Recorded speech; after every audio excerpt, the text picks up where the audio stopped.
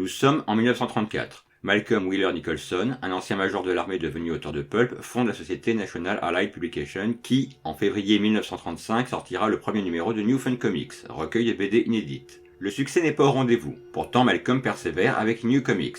Ça ne prend toujours pas. Malcolm s'associe avec Harry Donenfeld et Jack Liebowitz qui vont gérer l'entreprise et se charger de la distribution. En 1937, la société est rebaptisée Detective Comics Incorporation du nom du troisième titre publié en mars. Criblé de dettes, Wheeler Nicholson vendit ses dernières parts à Harry Donenfeld un an plus tard. Grave erreur, car en avril 1938 sort un nouveau titre, Action Comics, avec en couverture un certain Superman, créé par Jerry Siegel et Joel Shuster. Le succès est immédiat, et le surhomme devient instantanément un phénomène. Un an plus tard, toujours auréolé du succès de Superman, DC, via le rédacteur Vincent Sullivan, désire étoffer son catalogue de super-héros. Ils font alors appel à Bob Kane, de son vrai nom Robert Kahn, qui venait de quitter le studio de Will Eisner où il produisait du comics à la chaîne. Il fait appel à un de ses amis, Bill Finger, pour créer un nouveau personnage. Dans un premier temps, ils vont concevoir Birdman, un héros blond au costume rouge, ailé, très fortement inspiré des Hawkmen, apparu en juillet 1934 dans l'épisode de Flash Gordon The Monsters of Mongo.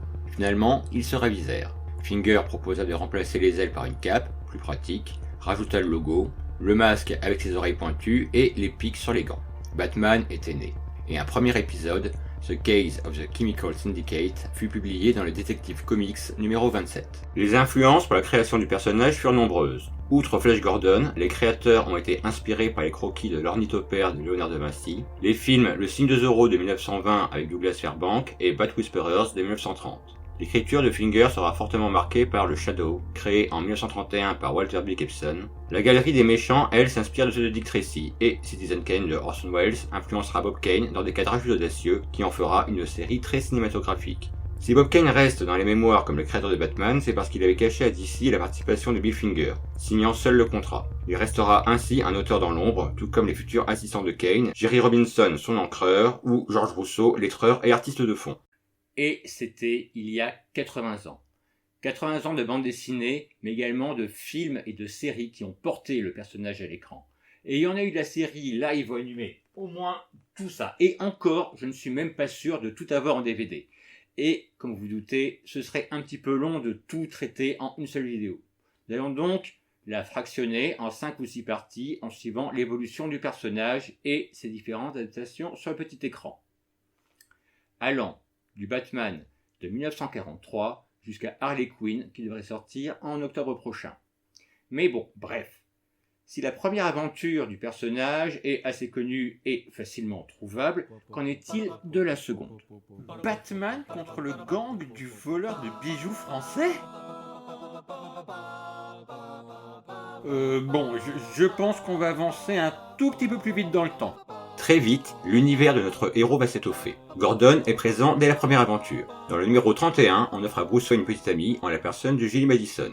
Dans le numéro 33, le background de notre héros commence à être développé, avec la mort de ses parents et la création du Batman. À noter, dans le même épisode, le tout premier Bat-Truc avec le Bat-Plane. Dans le numéro 38, Robin, The Boy Wonder, fera sa première apparition avec un background immédiatement développé. Et enfin, dans le Batman numéro 1 de 1940, le Joker, premier ennemi emblématique de l'univers de la série, fera son apparition.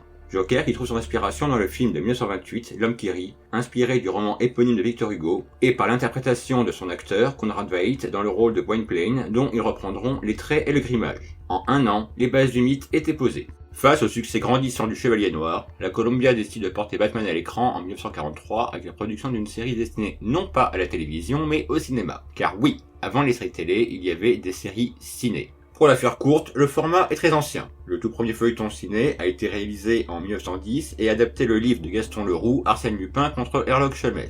Mais c'est le feuilleton en 12 parties produit par les studios Edison, What Happened to Mary, en 1912, qui va populariser le genre. De nombreux héros populaires de l'époque furent adaptés en serial.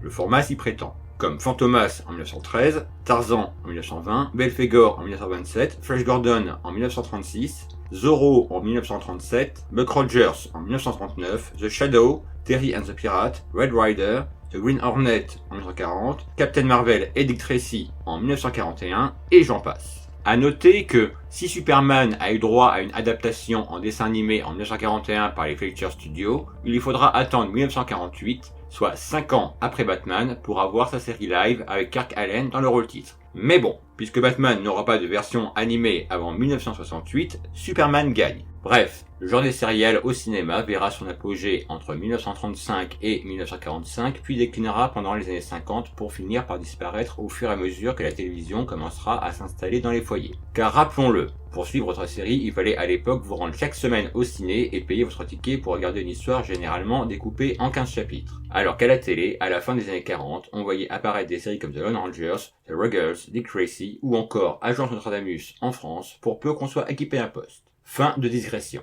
La série, tout simplement intitulée Batman, est annoncée dans les cinémas à grand renfort de banderoles publicitaires. On peut y voir Batman et Robin cassant la gueule du Joker et de ses sbires, le Batplane larguant des bombes sur des hommes en capuche. Ça promet d'être épique. Et c'est parti pour le premier des 15 épisodes, The Electrical Brain.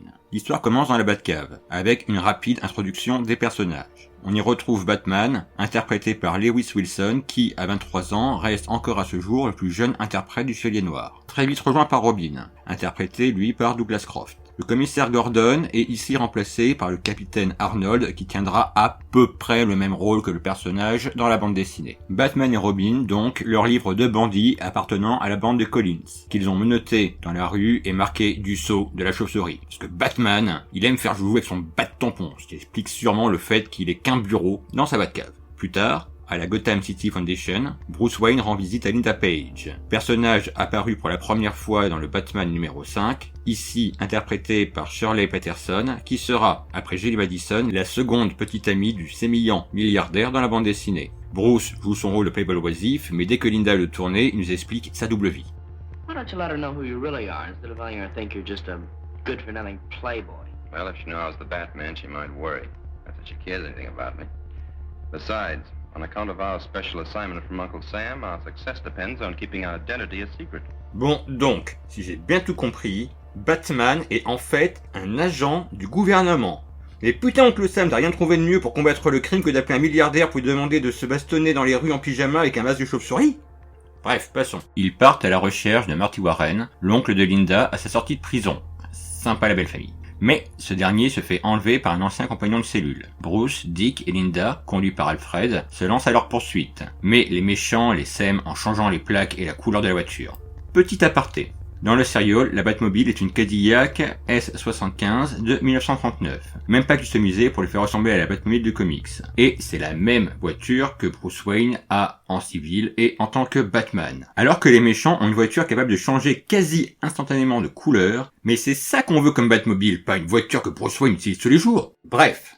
Direction l'État Tokyo dans une maison des horreurs japonaises. Ok. Où notre prisonnier est emmené. Après un petit train dans un musée de cire nous montrant d'horribles soldats japonais, Marty Warren est emmené dans un repère secret. Ça va être le moment de découvrir le Joker. C'est qui, lui? What do you want of me? I am Dr. Daka, humble servant of His Majesty Hirohito, heavenly ruler and prince of the rising sun. By divine destiny, my country shall destroy the democratic forces of evil in the United States to make way for the new order. An order that will bring about the liberation of the enslaved people of America. Non, mais je ne suis pas fou sur la fibre promotionnelle, c'est bien le Joker, là. C'est qui ce Dr. Daka sorti de nulle part? Il n'est jamais apparu dans les comics. Bon, encore une fois, je vais devoir marquer une pause pour bien tout remettre dans le contexte. Pour rappel, nous sommes en 1943. Bien que pendant l'entre-deux-guerres, les États-Unis suivent une politique isolationniste, le président Roosevelt est désireux d'entrer en guerre auprès des Alliés, ce malgré le refus du Congrès américain. Ce sera l'attaque de Pearl Harbor, le 7 décembre 1941, qui permettra aux États-Unis de déclarer la guerre au Japon et aux forces de l'Axe. Dès lors, de grandes campagnes de propagande anti-allemande et Japon vont déferler sur le pays. Les personnages les plus populaires sont mis à contribution. Ainsi, Popeye affrontera la flotte japonaise dans You're a Sap, Mr. Jap, Donald fera des cauchemars nazis dans Der Führer's Face, Bugs Bunny cassera du japonais dans Nips the Nips, Tex Avery revisitera les trois petits cochons à la sauce anti-nazie dans Blitzwolf, et même Superman affrontera un méchant saboteur japonais dans Japoters. Bien entendu, les comics ne sont pas en reste, et leur couverture servira alors bien souvent à la propagande. Je n'ai pas trouvé de détails quant à la production du serial Batman, ni une date de réalisation précise pour la bannière où apparaît le Joker. Toujours est-il que c'est dans ce contexte que le serial a été réalisé et il est fort probable que la Columbia ait demandé à Lambert Hillyer, le réalisateur de la série, de revoir sa copie pour participer à l'effort de propagande. C'est dommage, car J. Carrol Naish, qui interprète le Dr. Dacca, aurait pu faire un très bon Joker. Et lors du visionnage, lorsqu'on a cette information en tête, le Dr. Dacca est le Joker. Ils ont juste changé le nom du personnage en cours de route. Le Dr. Dacca, donc, a créé une machine capable de zombifier les personnes refusant de s'allier à lui et de se soumettre à sa volonté. Martin Warren va être soumis à un sérum de vérité car il a besoin de savoir où est gardé le radium de la Gotham City Foundation afin d'alimenter une arme de sa création capable de désintégrer n'importe quel matériau.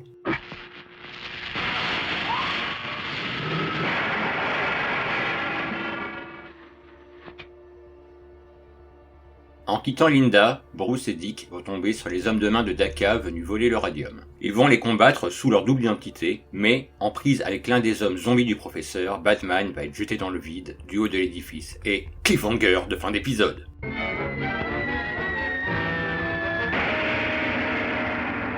Dacca, the sinister Jap spy, believes Linda knows the whereabouts of the powerful radium gun. And what about Linda? Can she escape his evil clutches? Don't fail to see The Bat Cave, Chapter 2 of Batman at this theater next week.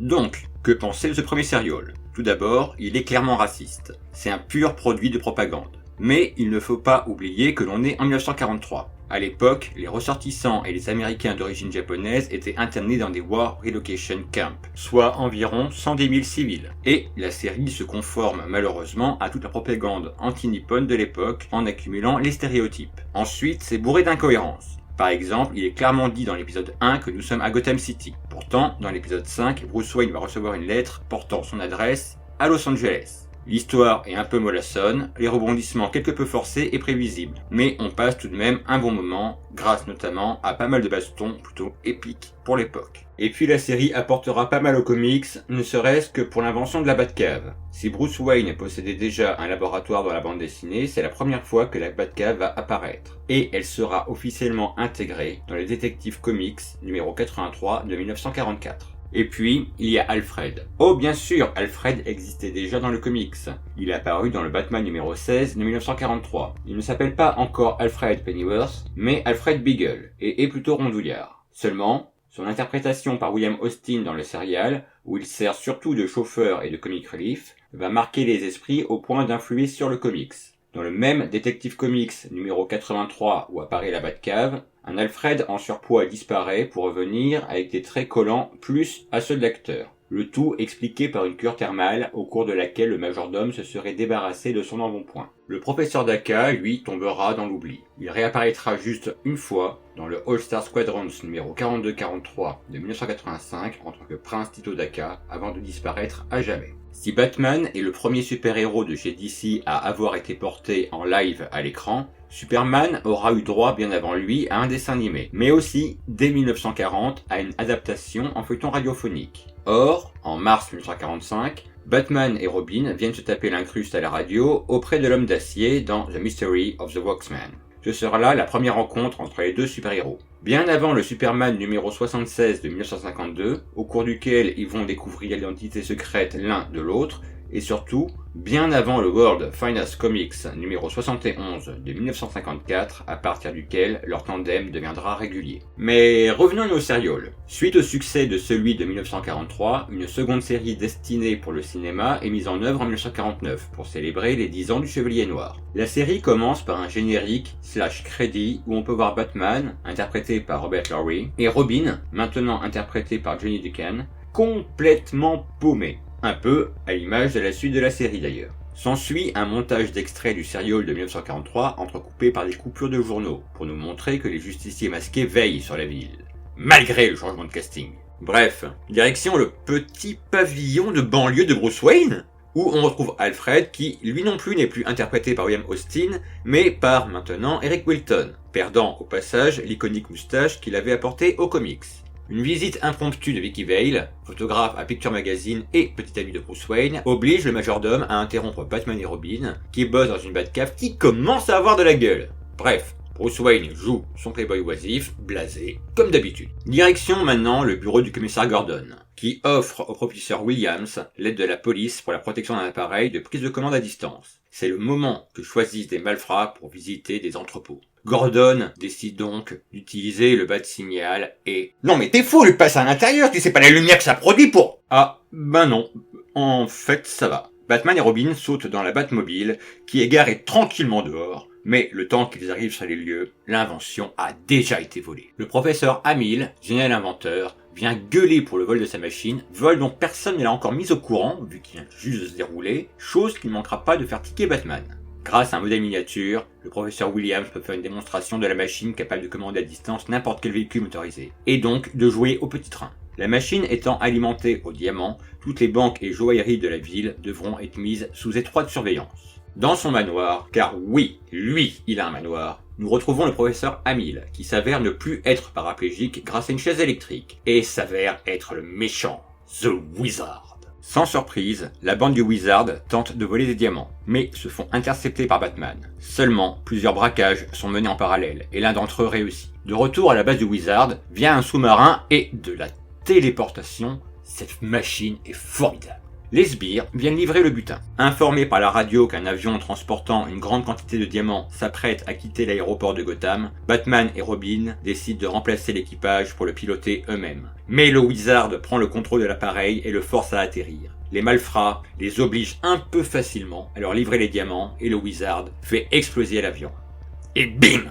Cliffhanger. Alors, que penser de ce serial de 1949 ? Eh ben, il est bien en deçà de celui de 1943. Déjà, on célèbre ici les 10 ans de Batman. En 10 ans, quasi tous les méchants emblématiques de la série ont été créés. Le Joker, Double Face, le Pingouin, Catwoman, Scarecrow, Clayface et même le Riddler sont déjà là. À la place, on nous sort le Wizard. Méchant maison dont on va passer la série à tâcher de découvrir l'identité alors qu'on nous dit dès l'épisode 1 qu'il s'agit du professeur Hamill. Les épisodes sont mous, les bastons ont perdu de leur épique, les cliffhangers sont encore plus bâclés, bref, on sent que les gens de la Columbia n'en avaient rien à foutre, ils voulaient juste surfer sur le succès du premier serial. Mais bon, on appréciera tout de même la présence de Jim Gordon, interprété par Light Talbot, et de Vicky Vale. Personnage apparu pour la première fois dans le Batman 49 de 1948, soit un an avant la sortie du serial, et qui restera la petite amie de Bruce Wayne jusqu'en 1963. Elle sera définitivement évincée de la série en 1977 lors d'une histoire tournant autour de son mariage, et malgré quelques apparitions épisodiques, ce sera surtout son interprétation par Kim Basinger dans le Batman de Tim Burton qui la remettra sur le devant de la scène. Enfin, on essaiera d'oublier son interprétation de 1949 par Jane Adams, vu comment le personnage est énervant, passe son temps à se mettre dans le pétrin, à crier, à attendre que Batman vienne la sauver, bref, un personnage féminin malheureusement typique des années 40. Quant à ce pauvre Alfred, lui qui participait volontiers à l'action en 1943, ici il ne sert plus qu'à ouvrir la porte et à prévenir Batman au téléphone. Quant au Wizard, après le serial, il ne sera plus jamais utilisé, même en caméo au détour d'un comics, et disparaîtra dans les limbes des méchants oubliables. La vie de nos serial Batman est désormais au point mort. Seulement, dans les années 60, les jeunes américains commencent à se forger une culture nanar, à la recherche de films tellement mauvais qu'ils en deviennent bons. C'est dans cet esprit que la Columbia rediffusera leur Batman de 1963 lors de marathons de plus de 3 heures, rebaptisé pour l'occasion An Evening with Batman and Robin, qui remportera alors un grand succès. Mais ça, nous en reparlerons au prochain épisode. Pour conclure, en 2016, Ryan Bijan va réaliser un faux serial, censé avoir été réalisé en 1939 et avoir été miraculeusement retrouvé. Je vous laisse avec quelques images et vous donne rendez-vous dans la prochaine émission, où nous parlerons de Silver Age et de Adam West. Bon sang chez vous.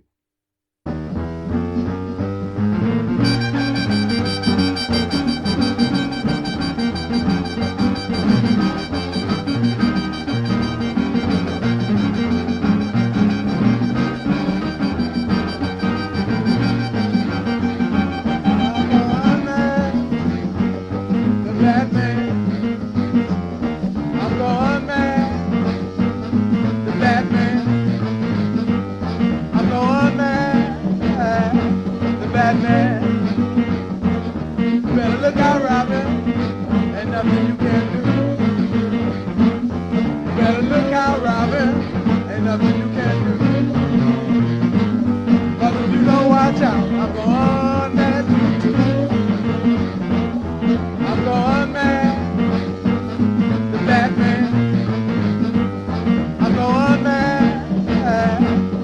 Batman.